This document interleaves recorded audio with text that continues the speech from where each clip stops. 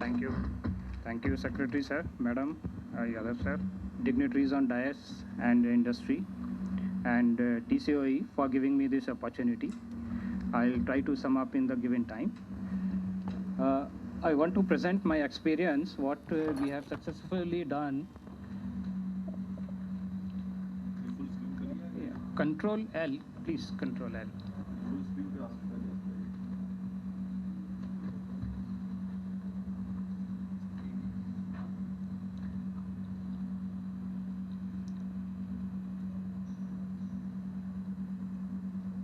Just do Control L.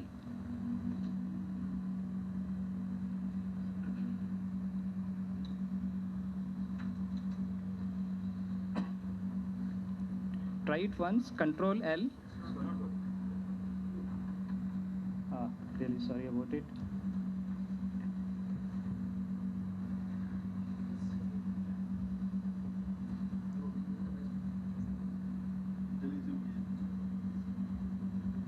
Okay, it will be a little small, but I'll try to convey the idea, what we have. This is about rolling out optic fiber network using electricity lines, mainly transmission lines, and for last mile connectivity, some ADSS on smaller lines. We have successfully done in Maharashtra, and we are trying in Rajasthan and MP. I'll share my case studies also. I am consultant to the state board, and of late I have my own company trying with all new ideas with the advanced telecom and power networks, just for the implementation of these ideas, because in all these projects implementation is a major challenge. We get ideas, we have technology in some way, funding is arranged somehow, but implementation still remains a big challenge. So through this presentation I will try to showcase some of these. This is about innovation in the process, because optic fiber is being rolled out conventionally in all parts, not only in India, everywhere. What is unique here is that we are using some media which is different, and then not taking funds from government. Rather, private parties are encouraged, or rather they are willing to come forward and do this investment, take the risk, because they are confident about the business model and the result which will, the return what will they may get out of these projects. Please. The technology part, it's not a conventional one, but it's relatively new, but not all that unique. It uses some optic fibers on earth wire, which is called OPGW, optic power on ground wire. It is metallic from outside, that aluminum conductors are stranded, so that it acts as a earth wire for power use, and inside that is optical fibers. So this is largely being used by Power Grid in India, if we are familiar. Our model is slightly different from Power Grid, because they do it for their own SCADA network. We are doing it for entire integrated network, for telecom as well. There's one more cable used, ADSS, which is little lighter. It is all dielectric.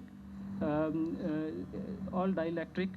It's no metal conductor is there inside. It's all dielectric, self-supporting. It's hanged like cable TV. It's little stronger, but it is very good and effective for last mile connectivity. As Sir said that we need to use poles and so on, it's very correct.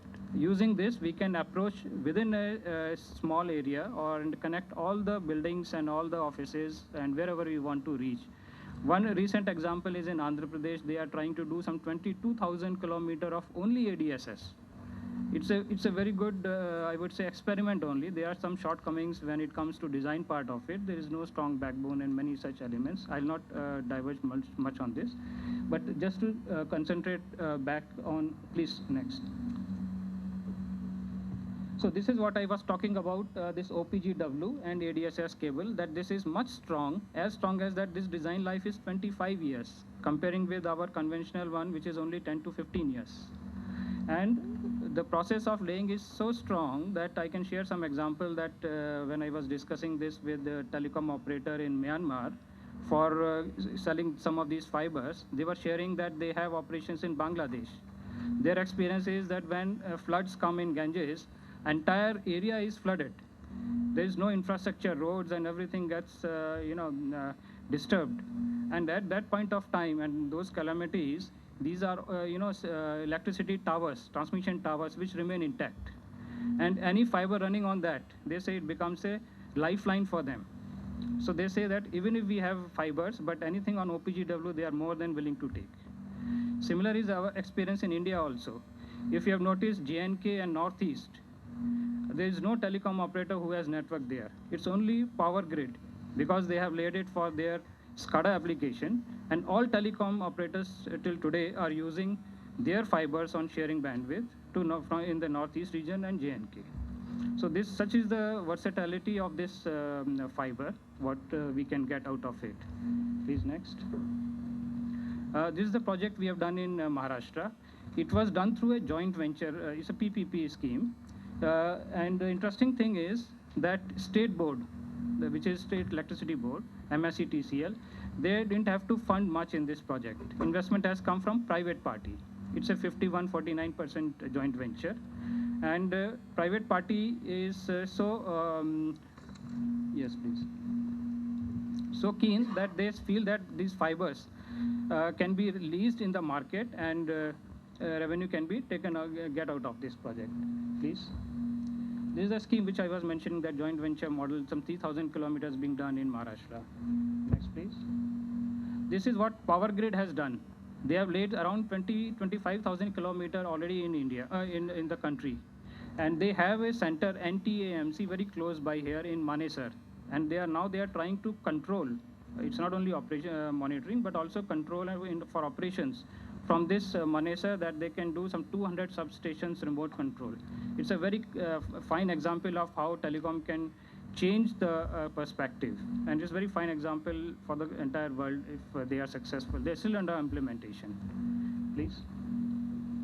This is what we have tried in Rajasthan, some 4,000 kilometers of OPGW. What we try to do is that we connect all the major stations, which is a priority for electricity board. But in the process, we try to collect districts and talukas and all rural, because electricity lines pass through rural areas. So we can use these joint closure, joint combustion chambers, and then pass on some fibers to the local areas also. So that is where the integration is required, and some changes in the design requirement, because right now it's designed only for electricity, but that is how other telecom opportunities can be availed out of it. Next, please. This is what we are trying in Madhya Pradesh, some 5,000 kilometers of network with the state board we are trying to use. Please. I want to spend some time on this model. That is where it is different from the conventional one. Conventionally, what we do is that we do it on EPC basis. There is a budget allocated, some tenders called, L1 gets the project, and they spend the money and get it recovered from the government. What we are trying to do is make a joint venture or a BOT.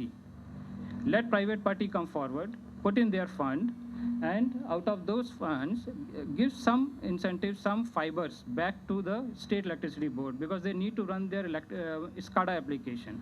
But their requirement is minimal, just 4 to 6 fibers. That is adequate. Rest of the fibers, what we are trying here is that rest of the 40 fibers, we are saying that let private party lease this in open market. And all telecom operators, they say open mandate is any big city, you give any amount of fiber, because for last mile they need this.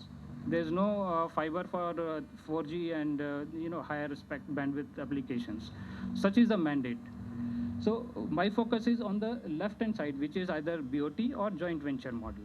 Next, please. I think we skipped one. Yeah. So this is the model.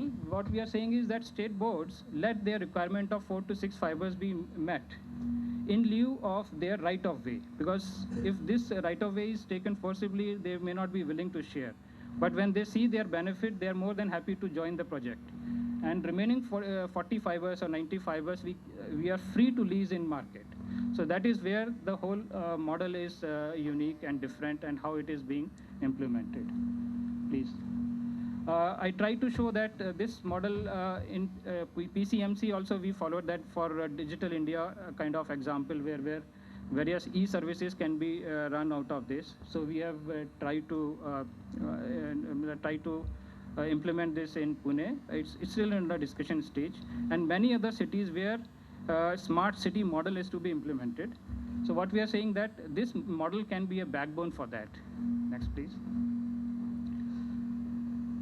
So what I can say, that out of this model, because it's different, that the speed with which it can be implemented is far better than the conventional method, and it can be deployed with private parties involved, so that sharing of risk, sharing of market, all those incentives are taken out of it. And what we have seen that the IRR, what we found is almost 20 to 25% in the normal healthy conditions. When there is a mix of rural, urban, there are many parameters which we have to evaluate.